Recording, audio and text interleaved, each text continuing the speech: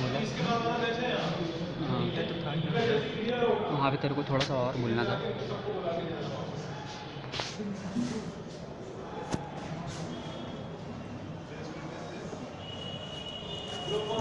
ले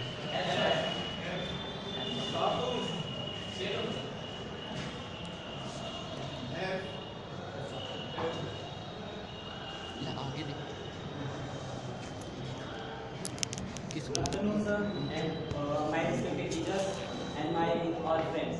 Our topic is related to gravity, and we will talk about gravity and its applications. Good afternoon, sir. All of you. My name is Dinesh Morgan. Good afternoon, sir, and good afternoon, all of you.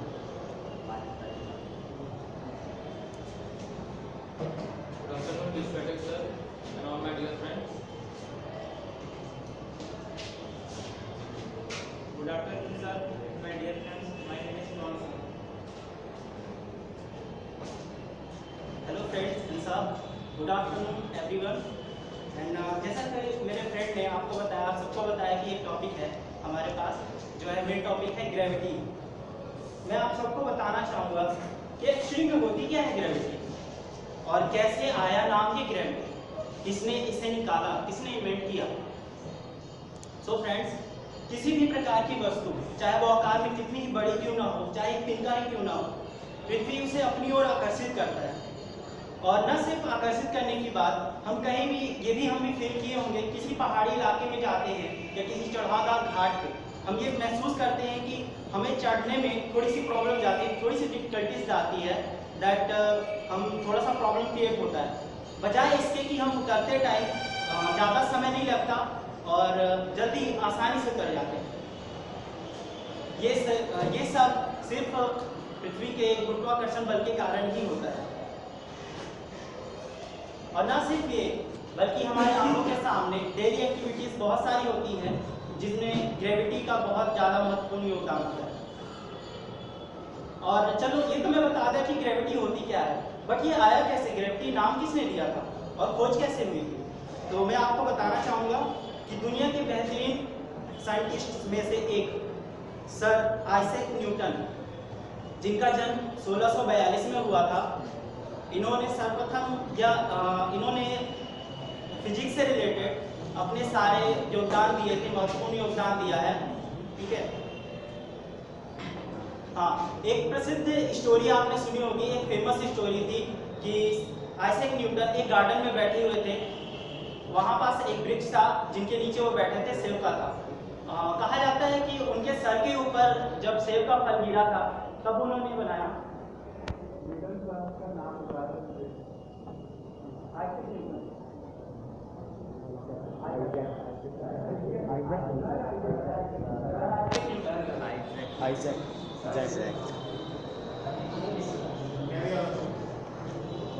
ऐसा बहुत famous story है that वो garden में बैठे थे एक वृक्ष के नीचे, सेब के वृक्ष के नीचे, तो अचानक उनके सर पे ऐसे फल गिरा था। लेकिन एक्चुअली में सर पे नहीं, उन्होंने सामने ऐसा होते हुए देखा था। फिर उन्होंने उस टाइम तक तीन लॉ दे चुके थे मोशन से रिलेटेड। उन्होंने ये सोचा कि सेब अचानक से एक्सीलरेट कैसे हो गया और अपनी वेलोसिटी को 0 से क्यों बदल गया। उन्होंने फिर इस बल का एक नाम दिया जिसका नाम है गुरुत्वाकर्षण बल, एंड उन्होंने ही ये नाम दिया था गुरुत्वाकर्षण बल। और क्योंकि अचानक से एक्सीलरेट हो गई और उसकी वेलोसिटी 0 से बदल गई, तो उसमें जो गुरुत्व के अंतर्गत नाम दिया गया पृथ्वी त्वरण। और मैं चाहूँगा कि अब आपको मेरे नेक्स्ट टीम में ज्वाइन करें।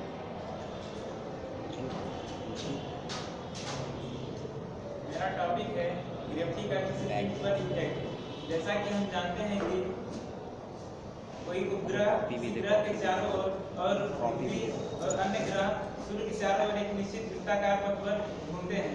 ऐसा इसलिए होता है क्योंकि इन दो पिंडों के मध्य एक आकर्षण बल कार्य करता है। न्यूटन के अनुसार इन दो पिंडों के मध्य एक कार्य करने वाला आकर्षण बल उनके द्रव्यमानों के गुणनफल के अनुपातिक तथा उनके बीच की दूरी के वर्ग के समानुपाती होता है। मानते हैं कि दो पिंड जिनके द्रव्यमान क्रमशः m1 और m2 है, इनके बीच की दूरी d है। तो इनके मध्य कार्य करने वाला आकर्षण बल F बराबर G m1 m2 बटे r d स्क्वायर होगा, जहाँ d एक पृथ्वी निकांक है, इसे सर्वात्मक स्थिरांक कहते हैं। इसका मान 6.67 × 10⁻11 न्यूटन मीटर स्क्वायर प्रति किलोग्राम होता है। गुरुत्व न्यूटन के गुरुत्वाकर्षण नियम के अनुसार दो पिंडों में से अगर एक पिंड पृथ्वी हो तो इसे गुरुत्व कहते हैं। इसे इस माध्यम से प्रदर्शित करते हैं। इसका मान 9.8 मीटर प्रति सेकंड स्क्वायर होता है। इसका मान किसी पिंड के द्रव्यमान आकार या रूप पर निर्भर नहीं करता है। देखते हैं g के मान में परिवर्तन। g का मान पृथ्वी की सतह से ऊपर या नीचे जाने पर घटने लगता है। पृथ्वी के केंद्र पर g का मान 0 होता है और पृथ्वी के भूमध्य रेखा पर g का मान न्यूनतम होता है और पृथ्वी के ध्रुव पर g का मान अधिकतम होता है। यदि पृथ्वी की घूर्णन गति कम हो जाए g का मान बढ़ जाएगा और यदि पृथ्वी की घूर्णन गति बढ़ जाए g का मान घट जाएगा। यदि पृथ्वी की वर्तमान कोणीय चाल से 70 गुना बढ़ जाए तो पृथ्वी की भूमध्य रेखा पर रखी वस्तु का भार 0 हो जाएगा। अब देखते हैं लिफ्ट पर गुरुत्वीय त्वरण का क्या प्रभाव पड़ता है। जब लिफ्ट ऊपर की ओर जाती है तो g का मान घटने लगता है। जब लिफ्ट ऊपर की ओर जाती है तो हम लिफ्ट में रखे पिंड का भार भारी महसूस करते हैं और जब लिफ्ट नीचे आती है तो पिंड में रखे वस्तु का भार हल्का प्रतीत होता है। और जब लिफ्ट एक समान वेग से ऊपर या नीचे गति करता है तो पिंड के भार में कोई परिवर्तन नहीं होता है।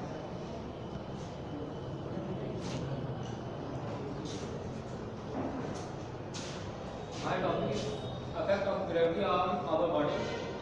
सबसे पहले मैं ग्रेविटी के बारे में कुछ बताना चाहूँगा। जैसे ग्रेविटी को अपन कभी टेस्ट नहीं कर सकते, स्मेल नहीं कर सकते, केवल उसके इफेक्ट को अपन फील कर सकते हैं अपने बॉडी पे। तो आते हैं एक्सरसाइज पे। एक्सरसाइज तो सब करते होंगे, कहीं सबने पढ़ा भी होगा कि एक्सरसाइज अपने बॉडी को फिट और ट्रिम रखने के लिए हेल्पफुल होती है, लेकिन जहाँ उसकी बेनिफिशियल है वहाँ वो हार्मफुल भी है। ये तो क्वेश्चन तो आया होगा कि हाउ कैन दैट बी। इसका आंसर है कि it is a compression fatigue. Mean जितना हम दौड़ेंगे, जितना हम चलेंगे, जितना हम वर्क करेंगे, जितना हमारी बॉडी मूव होगी, उतना ही हमें ग्रेविटी को टोल पे करना पड़ेगा। और अगर ग्रेविटी ये आप लोगों ने कभी ध्यान दिया कि ग्रेविटी जो है हमारे बॉडी पे सबसे ज़्यादा कहाँ इफेक्ट करती है, वो होती है अपने स्पाइन पे, मतलब रीढ़ की हड्डी। अगर our spine is consist of vertical and small like disc जो होता है उसमें मॉइस्चर होता है। दिन भर अपने मूवमेंट करने पे, मूव करने पे जो उस डिस्क की मॉइस्चर रहता है वो धीरे धीरे खत्म हो जाता है। इसलिए आपने कभी देखा होगा at the end of the day हमें थकान महसूस होती है, पीठ दर्द होता है, सब होता है, वो इसी के कारण होता है। लेकिन अगर जब हमारा ये जो मॉइस्चर लॉस होता है, ये मॉइस्चर जो लॉस होता है वो ओवरनाइट वापस भी आ जाता है, लेकिन 100% नहीं आता। यही कारण है कि एक पर्सन पूरे अपने एंटायर लाइफ में हाफ से 2 इंच तक अपनी लाइफ परमानेंटली लॉस कर देता है। और ये हाइट का लॉस केवल अपने बैक पे अफेक्ट नहीं करता, वो अपने पूरे बॉडी पे करता है। इसी के कारण अपने ऑर्गन जो रहते हैं वो कंप्रेस हो जाते हैं और अपनी जो एक्चुअल वेस्ट की मेजरमेंट रहती है वो विदाउट एक्चुअल गेन, मतलब वेट के बिना बढ़े ही अपना कमर का मेजरमेंट बढ़ जाता है। और क्या बोलते हैं अपने इसी कारण ग्रेविटी के कारण जो ऑर्गन होते हैं वो कोलैप्स हो जाते हैं, मतलब अपने ओरिजिनल स्पेस से नीचे आ जाते हैं, जिसके कारण ये कोई अनकॉमन बात नहीं है। जैसे आपने एक्सपीरियंस भी किया होगा कि ब्लैडर हो गया, किडनी हो गया, डाइजेस्टिव प्रॉब्लम, बोलते हैं ना नारी खिसक गई, वो इसी के कारण होता है। और आप में से कई लोग योगा क्लासेस भी जाते होंगे तो उसमें वो होता है हेड स्टैंड, वो इसीलिए कराया जाता है ताकि अपने ऑर्गन जो है वो पूरे पूरे अपने ओरिजिनल प्लेट शेप पे आ जाए, जिससे अपना बॉडी फिट रहे। ग्रेविटी इसके कारण इसका इफेक्ट ये होता है कि हमारे मूवमेंट पे, बैंड होने के तरीके पे, फ्लेक्सिबिलिटी पे इफेक्ट पड़ता है। और ग्रेविटी सब ब्लड सर्कुलेशन पे भी इफेक्ट करती है। जैसे कि ब्लड ग्रेविटी जानते हैं कि अब हिल्स में वाटर रोकती है चढ़ने से, वैसे ही हमारे शरीर में भी बॉडी ब्लड सर्कुलेशन को इफेक्ट करती है। इसके सिंपल एक्सपेरिमेंट कर सकते हैं आप कि अपना हाथ 2 मिनट के लिए कोई भी हाथ ऊपर उठा के रखें 2 मिनट के लिए, फिर अगर आप नीचे करेंगे तो देखेंगे कि कौन सा हाथ ज्यादा लगाएंगे। Next sir Pradeep. मेरा टॉपिक है भूकंप में क्या संबंध है। इसको सर्वप्रथम साइंटिस्ट जियो फिजिलिप, जापान के साइंटिस्ट जियो फिजिलिप ने खोजा था कि ये जो गुरुत्वाकर्षण बल का परिवर्तन है इसके बारे में बताया था उन्होंने बताया कि भूकंप के कारण पृथ्वी का गुरुत्वाकर्षण बल प्रभावित होता है और जो पृथ्वी प्रेशर होता है, प्रेशर के कारण भूकंप आता है और जब प्रेशर जनरेट होता है प्रेशर तो उसके जब प्रेशर वो होता है प्रेशर जनरेट होने के बाद तो उसमें सिर्फ वो हड़कंप मचाता है और आगे का काम ग्रेविटी करती है। जैसे बिल्डिंग वोल्डिंग गिरती है तो सिर्फ भूकंप उसको हिलाता है और गिरने का काम ग्रेविटी करती है। और इससे कुछ रिलेटेड फैक्ट हैं, जैसे पृथ्वी की तुलना में बृहस्पति की गुरुत्वाकर्षण अधिक होता है। अगर किसी व्यक्ति का मान यहाँ पे किसी व्यक्ति का भार 150 पाउंड है तो बृहस्पति में उसका भार 354 पाउंड होगा। और ज्वार भाटा का कारण ही पृथ्वी का घूर्णन एवं सूर्य एवं चंद्रमा के मध्य गुरुत्वीय बल है। पृथ्वी से 100 किलोमीटर बाद गुरुत्वीय त्वरण का मान 3% कम हो जाता है।